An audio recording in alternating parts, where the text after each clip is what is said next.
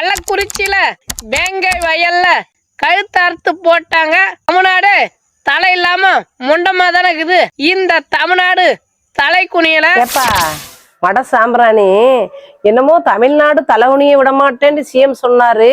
வேங்க வயல்ல மலத்தை கழிச்சதுனால தலைகுனியணும் தமிழ்நாடுண்டா அதை பேண்டாம் பத்தியா பிய அவன் தாண்ட தலைகுனியணும். ஏன்டா சிஎம் தலைகுலிகிறாரு?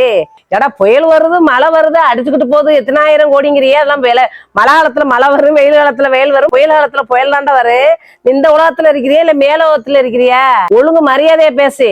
அது என்ன தமிழ்நாடு முண்டமா இருக்கிறான், அதனால தலைவணிய முடியாது. நீ முண்டமா இருக்கிறடா. கள்ளக்குறிச்சியில கள்ளச்சாராயம் காய்ச்சி கொடுத்தாங்கிறிய. இவ்வளவு பிராந்தி கடை இருக்க போகும்போதே கள்ளச்சாராயம் காய்ச்சி கொடுத்துட்டாங்களே. நல்லா யோசிச்சு பாரு. எல்லா பிராந்தி கடையும் ஒட்டு மொத்தம் அடைச்சிருந்தா நாடே கள்ளக்குறிச்சி ஆயிரும். ஏன்னா காய்ச்சி குடிச்சிட்டு போயிருவாங்க, அவ்வளவு பேர் செத்து போயிருவாங்க. கொரோனா டயத்துல ஒரு விதிமுறை வச்சிருந்தாங்க. எப்படின்னா பிராந்தி கடை இந்த அளவு நேரத்துலதான் திறக்கணும்னு. அதுக்கடையில பாத்தியாக்கு குடி பிரியர்கள்லாம் என்ன பண்ணிட்டாங்கன்னா சானிஸ்டர் இருக்கு தெரியுமா, கை கழுவுறது, அதையே குடிச்சிட்டு பல பேர் செத்தாங்கடா. உனக்கு தெரியாது அதெல்லாம்? சிஎம்க்கு தெரியும்டா, அவர் சாணக்கியன், அதனால அவருக்கு எல்லாமே தெரியும். தமிழ்நாடே தலைகுனி விட மாட்டான்னு எதுக்கு சொன்னாரு? அயோக்கியனுக்கு இல்ல, மானஸ்தனுக்கு, நல்ல பள்ளி குழந்தைகளுக்கு கல்வி அறியை மேம்படுத்தவும் நாட்டையும் முன்னேற்ற கொண்டுறதுக்கு தான் தலைகுனி விட மாட்டேன்டாரு. அதுக்காக குடிக்கிறவனை எல்லாம் போய் குடிச்சு தலைகுனிறவன தலையை நிமித்தியப்பம்லாம் சொல்லல. ராமேஸ்வரத்துல ஒரு பிள்ளை, ஆமா சும்மா விட்டுருமா, அரசு சும்மா விட்டுரு.